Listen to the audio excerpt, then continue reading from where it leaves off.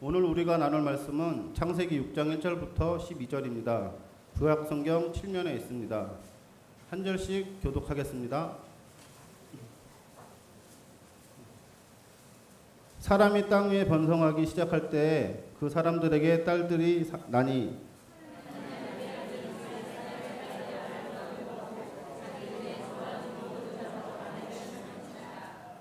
여호와께서 가라사대 나의 신이 영원히 사람과 함께 하지 아니하리니 이는 그들의 육체가 됨이라. 그러나 그들의 날은 120년이 되리라 하시니라.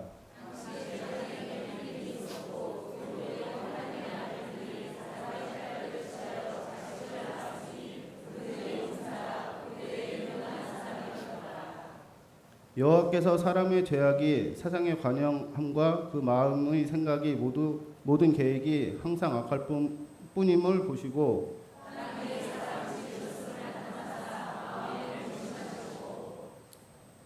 가라사대 나의 창조한 사람을 내가 지면에서 쓸어버리되 사람부터 육축과 기는 것과 공중의 새까지 그리하리니 이는 내가 그것을 지었음을 한탄함이니라 하시니라.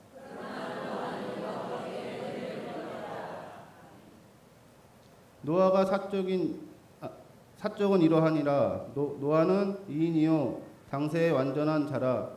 그가 하나님과 동행하였으며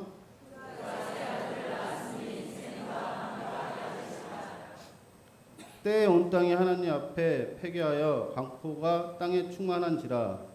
하나님이 보신즉 땅이 폐괴하였으니 이는 땅에 모든 능력이 있는 자의 행위가 폐괴하였음이더라. 아멘.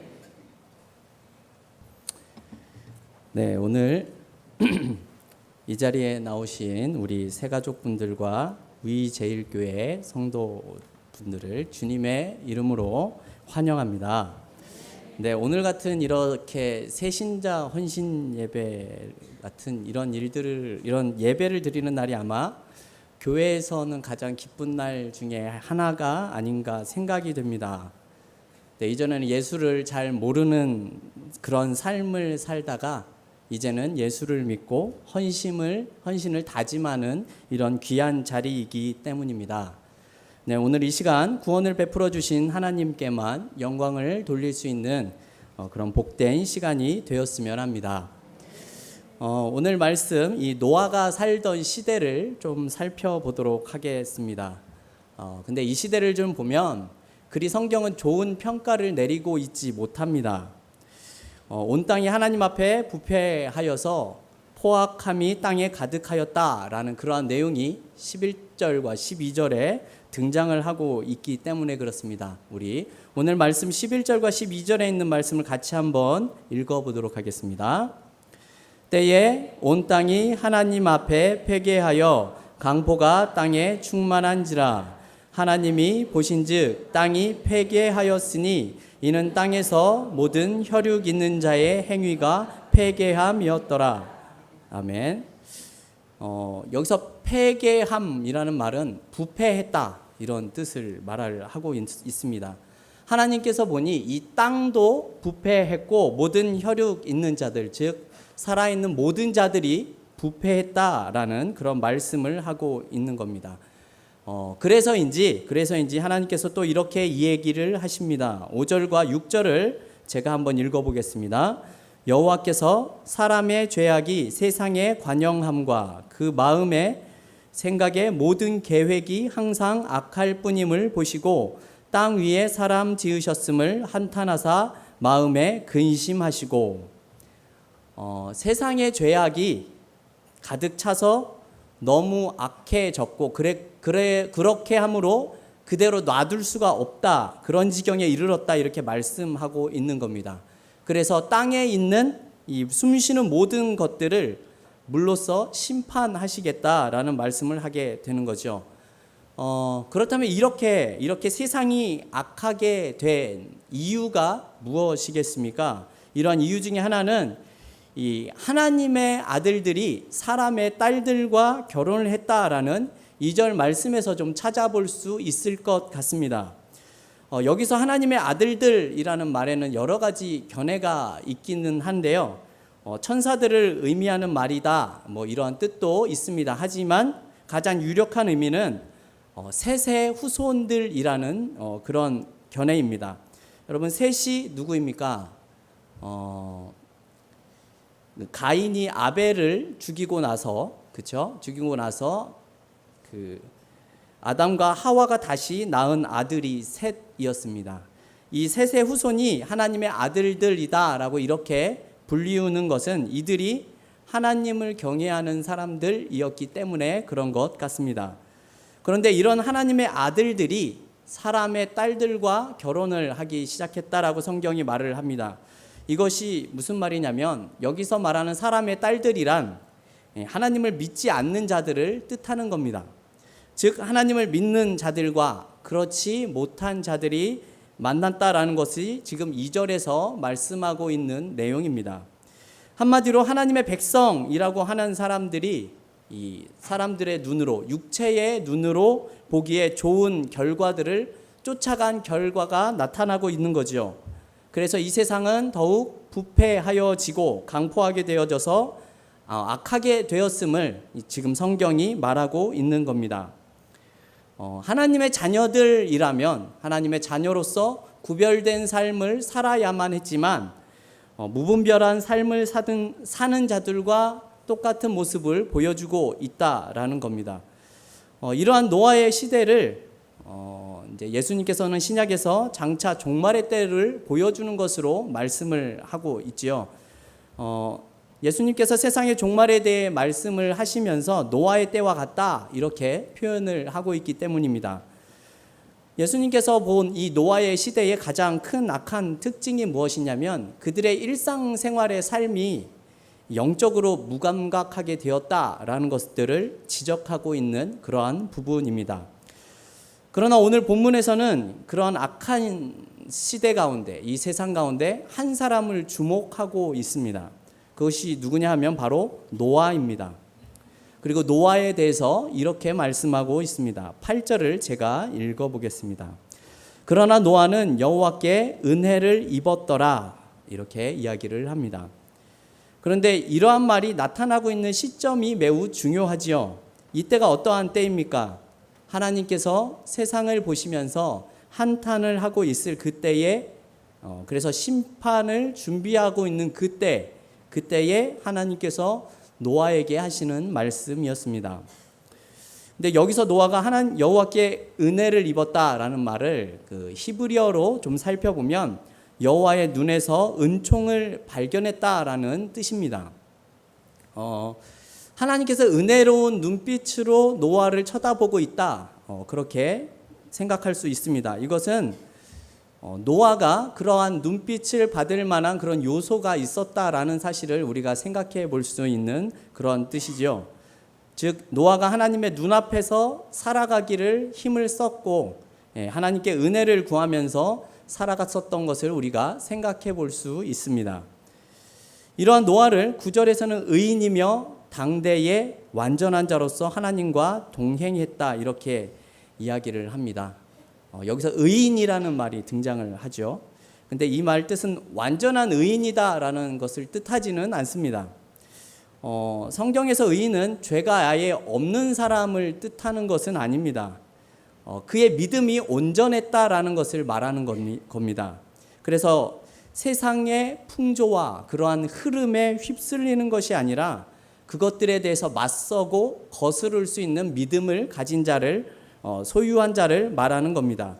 이러한 자가 의인이며 하나님께서 동행한 자다라고 오늘 본문이 이야기를 하고 있습니다. 사실 오늘 우리가 살고 있는 이 시대도 노아의 시대와 크게 다를 바가 없는 것 같습니다. 왜냐하면 사람들은 눈에 보이는 것을 쫓아가고 그 좋은 것들을 추구하며 살아가고 있기 때문에 그렇습니다. 그리고 그것이 전부인 양 생각을 하지요. 그러한 가치관을 가지고 그곳에서 먹고 마시고 자신들이 원하는 일들을 행하면서 살아가는 그것이 자신의 인생의 목표인 것처럼 생각하며 살아가게 됩니다. 이러한 모습을 하나님께서는 5절과 6절을 통해서 이렇게 얘기를 하시는 겁니다. 죄악이 가득하고 그리고 모든 계획이 악하고 사람의 지으신 것을 한탄하셨다라고 말씀을 하고 있죠. 이 창세기 6장을 보면 하나님께서 아주 극명한 대비를 보여주고 계십니다. 하나님이 보시기에 의인이면서 당대의 완전한 자라는 노아가 등장을 하고 있고, 반대로 하나님께서 보시기에 그 지으신 것을 한탄하는, 그렇게 만드는 자들이 등장을 합니다. 그리고 이제는 그 의인 노아를 통해서 악인들을 쓸어버리시고 새롭게 시작을 하겠다라는 이 노아의 방주라는 계획을 실행을 시키십니다. 우리가 잘 알고 있지만 방주의 크기를 우리가 잘 알고 있죠. 이 장이 300규빗, 광이 50규빗, 고가 30규빗이라고 합니다. 여러분, 규빗은 그 팔꿈치부터 이 손끝까지의 거리를 규빗이라고 합니다. 그런데 이 당시에 사람의 키도 달랐고 민족마다의 이 길이도 달랐기 때문에 이 규빗이라는 단위가 나라마다 시대마다 크기가 좀 달랐습니다. 근데 보통 한 45cm를 1규빗으로 생각을 합니다. 그렇게 생각을 해봤을 때 이 방주의 길이가 135m, 그리고 폭이 22.5m, 높이가 13.5m가 됩니다. 3층으로 이루어져 있고, 이곳에 많은 동물들을 실을 수 있는 그러한 곳이 바로 방주였습니다. 여러분, 혹시 이런 방주 안의 모습을 상상해 보신 적이 있으십니까? 방주 내부의 모습은 어땠을까요? 여러분, 굉장히 낭만적이었을까요? 근데 우리가 생각을 조금만 해보면 그 방주 안의 모습이 그리 낭만적이지는 않은 것 같습니다. 여러분, 혹시 동물원에 가보셨습니까? 혹시 코끼리의 배설물을 보신 적이 있으십니까? 제가 어렸을 때 서울대공원에 가서 이 코끼리가 오줌을 싸는 것을 본 적이 있습니다. 근데 정말 수도꼭지를 틀어놓은 것과 같은 굉장히 아직도 기억에 남을 정도로 엄청난 양이 쏟아져 나온 것이 기억이 납니다. 그 양이 엄청나죠. 그리고 이 전에 제가 사역을 했었던 교회에 어떤 집사님, 나이가 많이 드신 분인데 집에 개를 15마리를 키우셨습니다.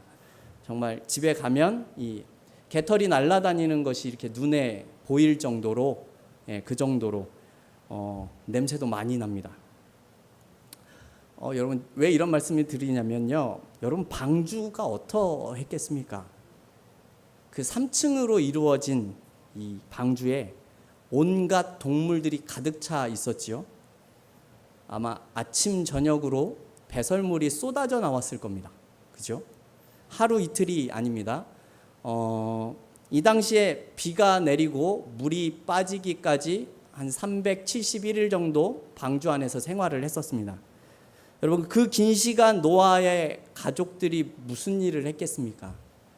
이 배설물을 치우지 않았다면 아마 가득 차서 가라앉았을 수도 있지 않을까, 그런 생각도 듭니다. 여러분, 그 배설물 때문에 냄새로 지독하고 이 가득 찬 것들을 방주 바깥으로 버리지 않았으면 정말 생활하기 힘든 그러한 상황이었을 겁니다. 이 동물들이 겨울잠을 자듯이 그런 수면 상태에 있지 않았다면 그들에게 어쩌면 매일 먹이를 줘야 하는 그런 노동도 있었을 겁니다. 여러분, 그게 전부가 아니죠. 아마 무지 시끄러웠을 겁니다. 그죠? 새소리, 동물, 초식 동물들이 울어대고 육식 동물들이 울어대는 그런 소리 때문에 매우 시끄러웠을 겁니다. 여러분, 집에 동물 몇 마리만 있어도 냄새나고 시끄러운 일들이 많이 발생을 하는데 방주 안의 상황이 어떠했겠습니까? 방주 안의 모습은 우리가 동화책 같은 데서, 책 같은 데서 보듯이 매우 낭만적이고 안락한 그런 침대와 같은 곳이 아니었다라는 겁니다. 낭만이 넘치는 그러한 곳이 아니라는 뜻이죠.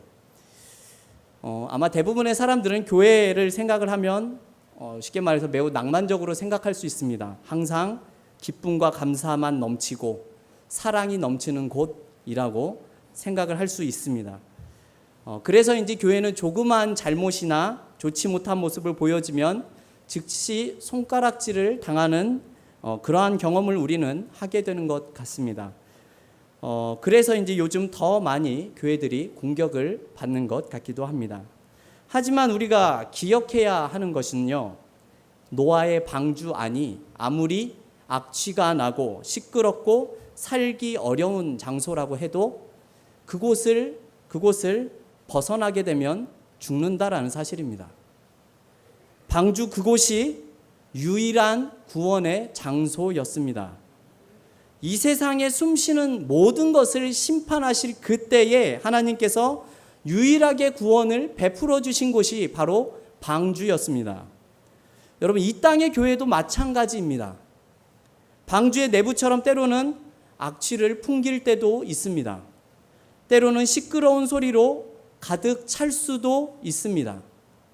생각지도 못한 일들이 일어나고 좋지 못한 모습을 우리가 목격을 할 때도 있습니다.